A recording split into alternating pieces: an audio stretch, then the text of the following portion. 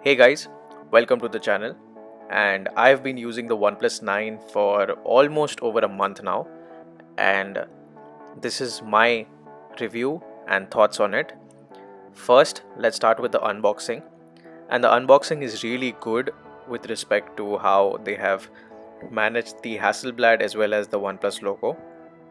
So as soon as you open the box, you get the Hasselblad logo as well as the OnePlus logo, which is really nice according to me.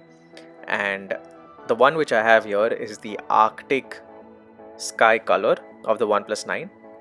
It's the base model, so you have this nice shiny phone in front of you, and on the bottom you have the Never Settle logo, which has been a part of this design trait and unboxing since a very long time now. And this was the exact same unboxing experience of the OnePlus 9 Pro as well, and I'll link it in the description if you guys want to go and watch that video. In the section we have some documentation as well as a TPU cover, and the cover is really nice this time. So you have bumpered edges, which I prefer. The power brick is a 65 watt fast charging power brick, USB type C to C, and obviously it supports warp charging.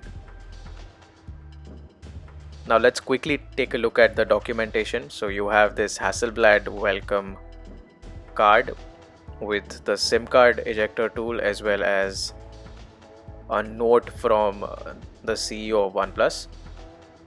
You can pause the video and read it. I'm going to go ahead. Apart from that, there are some other documentation which I am going to absolutely ignore, and let's go on to the phone and let's listen to the plastic peel off sound now.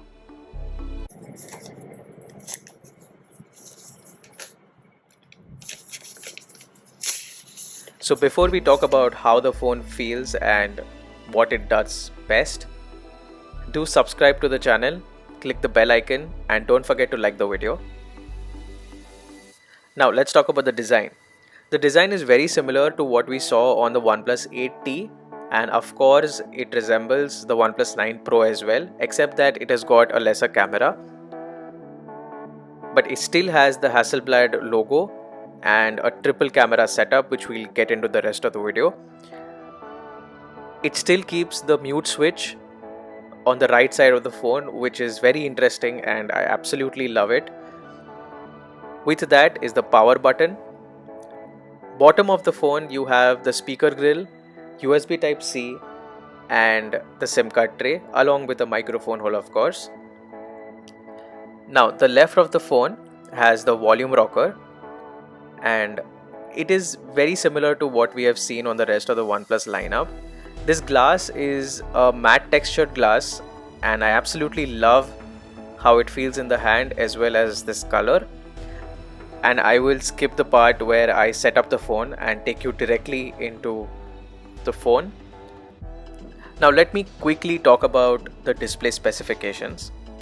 So we have a 6.55 inch 1080p 120Hz fluid AMOLED display which supports HDR10 plus content and goes to a peak brightness of 1100 nits.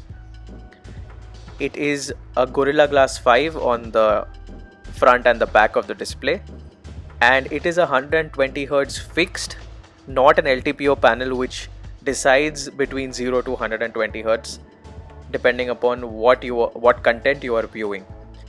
And this is exactly where this phone really excels. So I believe that a fixed 120Hz refresh rate is far superior than an LTPO panel, which might stutter in different situations because you will find the screen slower, though with regular software update. But currently I prefer a fixed 120Hz. The overall display quality is really good, and let me pull up a video of mine to see the colors on the screen. Along with the good colors, it also has good viewing angles. So if you're using the phone in a weird position, this phone should give you a good picture on the screen. Apart from that, a high refresh rate, a high touch response rate really benefits this display. So talking about the pixel peepers, if you're coming from a Quad HD Plus display, you will find a resolution dip. But if you're an average person looking for coming from an average phone, this should not be a problem. Next is performance, and performance is something which is really good in this phone. So it has a Snapdragon 888 processor, which is the flagship processor right now, with 8 or 12 GB of RAM depending upon the storage you choose. And anything you throw at this phone, right from heavy gaming to even video rendering, this phone just flies through all its applications. Now before we go on to the cameras, let's quickly talk about the battery once. So this is a 4500 mAh battery. As I said earlier, charges at 65 watt. So we have 1 to 100% in 29 minutes, which is absolutely crazy. And in some locations, it also has fast wireless charging. In India though, it does not. So I'm not going to go into details over there. But it gives a fair screen on time, and I absolutely love the battery life in this phone. And now let's talk about the cameras, and this is where we will spend majority of our time in the video. So before we get into the Hasselblad part and what it does, let's talk about the other modes. So this phone has a tilt shift new mode which has been introduced apart from the usual portrait, night mode, slow motion, etc. Nothing great, but it's there. It has an ultra wide camera, which is a 50 megapixel ultra wide camera, which is absolutely crazy. It has a 48 megapixel wide lens as well, and a 2 megapixel monochrome. It does not have a telephoto lens, though it does zoom to 10x with the main lens, which is a plus point. And let's look at the camera samples, and I have compared this with the OnePlus 8 Pro. If you want to check out the complete video, the link's in the description, but these are just some shots. And I did a blind camera test, so it is very interesting to see it. Go check it out down in the description. And overall, the OnePlus 8 Pro is still as good as the OnePlus 9. The conclusion for me here would be that, does the Hasselblad color reproduction make such a bigger difference? I don't think so. Let me know down in the comment section. Do you think the Hasselblad color correction or reproduction made a difference?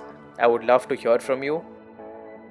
Let's look at the last part, which are the speakers, and I will keep quiet so that you can hear the speakers. So let's get into it and see which one does better. So the OnePlus 8 Pro has a more curved display compared to the OnePlus 9 Pro. Apart from that, the mute switch, the power button, they remain in the same exact place. So the phone has a dual speaker setup, one in the earpiece and one bottom firing, and it gets pretty loud. So pretty normal there, nothing out of the ordinary. Overall, the phone is excellent. I really like how OnePlus has kept a flat screen design compared to, say, the OnePlus 8 Pro, which was a curved design, which obviously had ghost touches then. So I absolutely love this phone and the way it is. You are getting a lot of value, but is it more than, say, a OnePlus 8 Pro? Or is it lesser than the OnePlus 9 Pro? Do let me know down in the comment section. And if you want to check out my OnePlus 8 Pro review, which is the long-term review, do check it out. The link's in the description. And as usual, thanks for watching.